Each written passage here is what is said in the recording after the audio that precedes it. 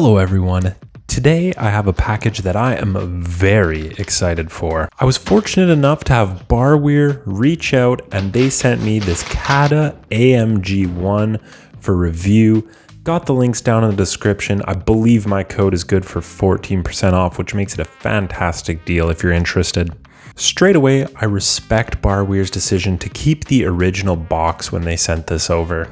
I know they usually bin it to save on shipping costs, but as you can see, this box is pretty special.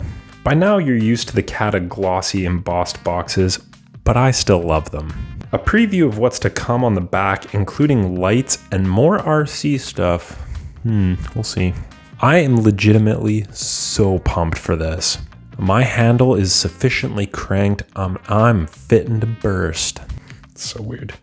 Let's open this prick. Now this is what I'm talking about. Wheels on display just as the good Lord intended. And these are special wheels indeed. I love the look already. Let's have a peek at the instructions. These are gorgeous. I'm loving the shots and comparison photos between the real car and the CaDA set. They're just sublime. Of course, a little info about the extremely talented designer, Bruno Jensen. I'll also try and link him down below somehow. Some quality of life instructions, and we are on to stage A, which means box 1, the rear of the chassis and the engine. Let's get stuck into box 1. Let's check out some specialized parts. Here is the rear fin, and I think it looks great. However, let's hope there's not an overdependence on special parts. And here's a special little display plaque. Print quality is superb. And I love the addition of info about the car.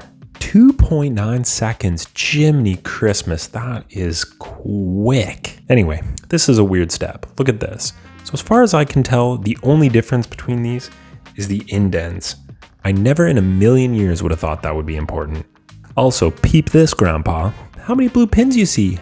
None. AKA the correct number of blue pins for a non-blue car.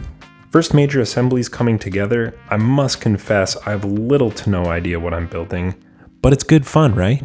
Click in some supports and we are off to the races. Here's the best use I've seen so far for these wishbone type elements.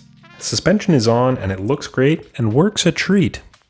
End of box 1, the rear end is taking shape. Suspension is literally bumping. Pistons are oscillating. And off we go to box 2. Here's the construction of the transmission tunnel. Bog standard, although the eagle-eyed viewer will spot some electrics. Here's how you do an advanced set. Peep these pins. All black, tick. In a strange arrangement that's easy to muck up, tick and tick. Firm up me chassis real quick. Install some linear actuators round back, which I'm sure hoping will be for the rear aero. Next up is the exhaust, which I must say is gorgeous. Doesn't even use specialized parts. And that concludes box 2, but let's move quickly to 3. But first, let's peep that poop chute one more time for good measure. Damn, that's good. Box 3, let's go. All right, so box 3 comprises stages 3 and 4. And in 3, we'll be building the front steering and suspension. At this stage, we can choose 2-wheel drive or 4-wheel drive. And someone in my comment section said that 4-wheel drive doesn't work very well, so I'm gonna opt for the 2-wheel drive on this. And take their word for it. Shout out to the internet. Here's the completed front steering and suspension build. And I gotta say, I'm a bit worried about the suspension. It's softer than baby poop. Plug in the steering motor. Time for lights. Oh boy, this looks like a nightmare. Yep, it's pretty much a nightmare. Push to start, baby. A little reinforcement. Install the electric boost motor. And stage 3 is complete. Let's move on. Still on box 3. Stage 4, and I'm pumped. We're finally onto the bodywork. I'm literally beside myself right now. Here we go. If this ends up being a tilt steering mechanism, I'm gonna pee my pants. This is so exciting. JK, it's gonna be a static steering column. But here's something exciting. The soft suspension, push rod suspension, baby. Looking good. I've wet myself. So enjoy this little montage of the front and rear bumper areas being built. There's some really cool stuff going on, and Monsieur Jensen, along with the CaDA factory team, did an incredible job with every little sub build. You can feel the AMG One taking shape. There were some annoyances though. Namely, the build at this stage keeps flipping back and forth between the front and the rear. It's really hard to keep track of, and I can't imagine why they did it. Also, the wires, my God. Granted, it's not as bad as the Alpha 33 we looked at previously, but this set is still a wash in wires compared to the Class Tractor, which did an excellent job of cable management. This hat leaves something to be desired. Regardless, we are at the end of box 3 and the chassis and drivetrain are pretty much complete. I'm excited to get into the bodywork, so let's not delay. Box 4. Parades! Here are the exhaust manifolds. They look so good. This section is mostly cleaning up the front end using these awesome prints and a lot of panel work. The set also uses a fender piece for the front hood / bonnet, which is cool since the Speed Champion set uses a similar trick. I also love the aero vents over the front wheels. They look so nice. Here's what we have after 4 boxes, and it's starting to look awesome. The front and rear are really clean and I can't wait to finish it up. Also, the interior is fully printed and looking great. Building up the rear spoiler at long last. Gotta keep me Legos glued to the track, of course. Absolutely love this bespoke roof scoop piece, working very well here. And I also love the subtle roof curvature, just love and love. Here's how the doors are built, and the design is very good. However, installing them is extremely tricky. But once they're installed, we can move on to the finale, the wheels and tires. Man, did CaDA save the best for last. These wheels are stunning, and I love these Michelin tires. The rubber feels really good. The tread pattern is dope, and they're very easy to put on. Cap it off with these Mercedes TriStar caps, mount the wheels, and we are done. Straight away, this set has some issues. Installing the doors is a pain which eclipses childbirth. Believe me. The flipping back and forth, side to side during the instructions just confounds reason. And I swear dealing with the wires on the RC components is my personal idea of hell.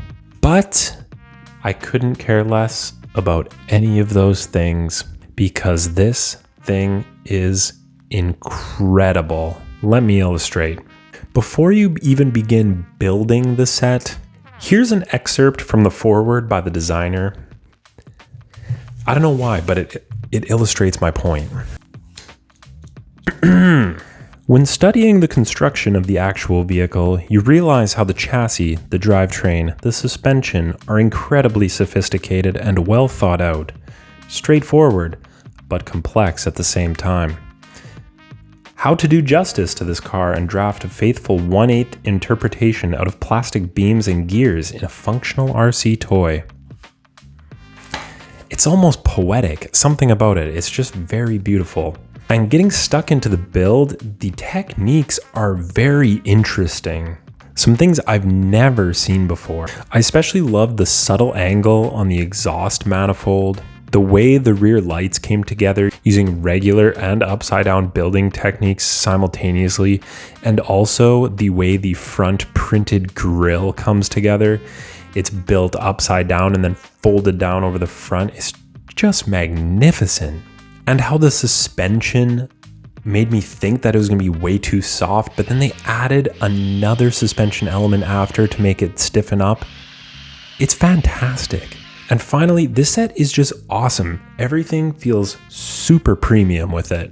The box is great. The instructions are easy to follow. And the bespoke parts really take it to the next level. And the RC functions work very smoothly as well. And I think the final look speaks for itself. This set has no bad sides. It looks great from every single angle you could imagine. And I just love it. It has easily earned a spot on my 1/8 supercar shelves. displacing the 911 GT3 RS. Crazy, I know, but here we are. But anyway, I'd love to get your thoughts down below. Let me know what you think of this set. I'd be very interested to hear. I thought it was superb. But anyways, that's going to do it for this video. Thank you so much for watching. I hope you have a fantastic day, and I'll see you again very soon. Bye-bye.